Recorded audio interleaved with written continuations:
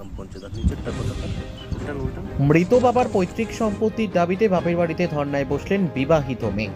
ঘটনাটি ঘটেছে আলিপুরদুয়ার জেলার কুমারগ্রাম ব্লকের ভলকা পারবিশা 2 নম্বর গ্রামের পঞ্চায়েতের বারুইপাড়া এলাকায়। ধর্নারত নমিতা দাস জানান, আমার বাবা মা মারা গেছে অনেকদিন আগেই। আমার দাদা ভাইয়েরা আমার বাবার সম্পত্তির ভাগ দিচ্ছে না। এর আগেও বহুবার সম্পত্তির ভাগ চাইলে বিভিন্ন টালবাহানা করে আমাকে ফিরিয়ে দিত তারা। বিডিও অফিস, গ্রাম পঞ্চায়েত অফিসে লিখিতভাবে জানিয়েছি। নিরুপায় হয়ে আজ সম্পত্তির ভাগ পেতে বাড়ির সামনে ধর্নায় বসেছি। নমিতা দাস বৈবাহিক সূত্রে কোচবিহার জেলার তুফানগঞ্জের হরিপুর এলাকার বাসিন্দা। অন্যদিকে নমিতা দাসের দাদা বাবুল দাস জানান, জমি নিয়ে আমাদের ভাই বোনদের আলোচনাও হয়েছিল। এই কিছুদিন আগে তার মেয়ের বিয়ের সময় জমি বিক্রির খরিদ্দার না পেয়ে আমরা 3 ভাই মিলে 1.5 লক্ষ টাকা দিয়েছি। জমির ভাগ দিব না আমরা বলিনি, আর জমি বিক্রি হলে আমরা বাকি টাকা দেওয়ার ব্যবস্থা করছি। তা সত্ত্বেও আজ বাড়ির সামনে বোন ধর্নায় বসেছে। আলিপুরদুয়ার থেকে অমল বর্মনের রিপোর্ট, আমাদের টিভি।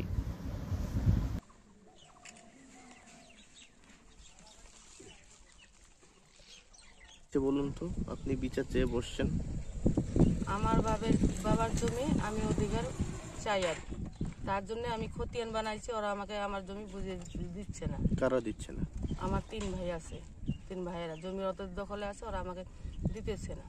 কার কার নামে আছে এখন জমি সম্পত্তি? নাম জমির নাম আছে আমার বাবার নামে। আচ্ছা, কি কারণে দিচ্ছে না তারা?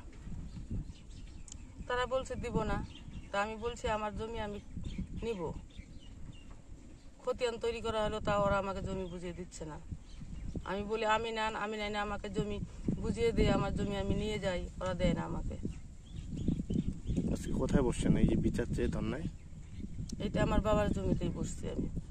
বাড়ির সামনে ভাইদের? হ্যাঁ এর আগেও বলেছিলেন? হ্যাঁ, এর আগেও বলেছি। 1 বছর হয় আমি ওদের পিছনে ঘুরতেছি। হ্যাঁ, আমার নামে খতিয়ান আছে। বিডিও সাহেবকে জানাইছি, অঞ্চলে জানিয়েছি, প্রধানকে। স্বামীর এইখানে কোনো মতামত নেই, আমার মতেই সব। আমার বাবার সম্পত্তি আমার মতেই তো চলবে। ওনার এখানে কোনো নেই, ভূমিকা নেই। আপনার মা বাবা জীবিত আছে কি? না, আমার মা বাবা মৃত। ভাইরা রয়েছে, ভাইয়েরা এই জমিটাতে রয়েছে আপাতত। হ্যাঁ। তো আপনি কি দাবি রাখছেন আপাতত এখন বলুন? আপাতত দাবি আমার পিতৃ সম্পত্তি আমি ভাগ চাই আর কি।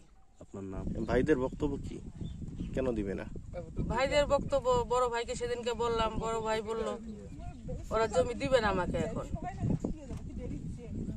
তাহলে কখন দিবে? ওরা আমাকে কোনটা দেয়? আমার ঠাকুরদার জমি দেয়। আমি আমার ঠাকুরদার জমি নিব কেন? ওইটাও তো ওয়ারিশ আমি। পরে তো আমি ওইটাও পাবো, ওইটা আমাকে ওরা দেয় কেন? আমি ওইটা জমি নিব না, আমি আমার বাবার জমি চাই।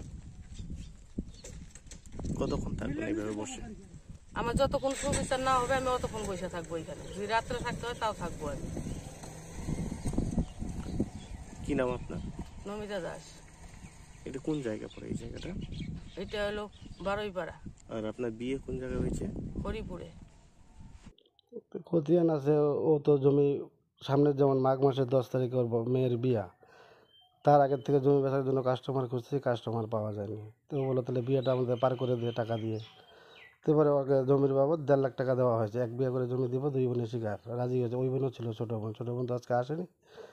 তো 2 ভাই মিলে 1.5 লাখ টাকা ওকে দেওয়া হয়েছে। বিয়ে ঠিয়া পারেছে, বিয়েতে ছোটো ভাইও গিয়েছিল।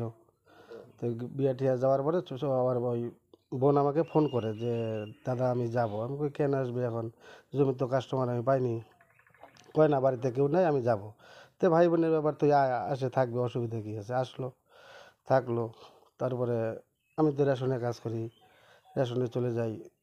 ছোটো ভাই যার যার কাজে গাড়ি নিয়ে চলে যায়।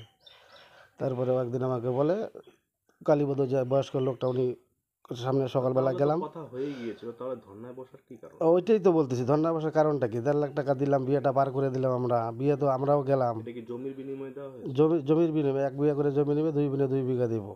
তো জমির কাস্টমার পেলে জমি বিক্রি করে টাকাটা ভাইদেরকে আবার দিয়ে দিবে ও। এটা আলোচনা। তারপরে যেমন সকালবেলা একদিন ঘুম থেকে উঠে রাস্তায় যাই, কালীপদ সরকার আসে ওইখানে, বোনটাও যায়। আপনারা তো দাদা 1 বিঘা করে দেওয়ার কথা বলছেন 2 বোনকে। হ্যাঁ, 2 বোনকে 2 বিঘা। পিতৃ সম্পত্তি ভাগের পর আপনারা 5 ভাই বোনে কতটুকু করে মানে জমি ভাগ করেছিল? ভাগ করিনি তো এখনো। জমি ইজমিলিতে খতিয়ান ভাগে ভাগে বানানো হয়েছে।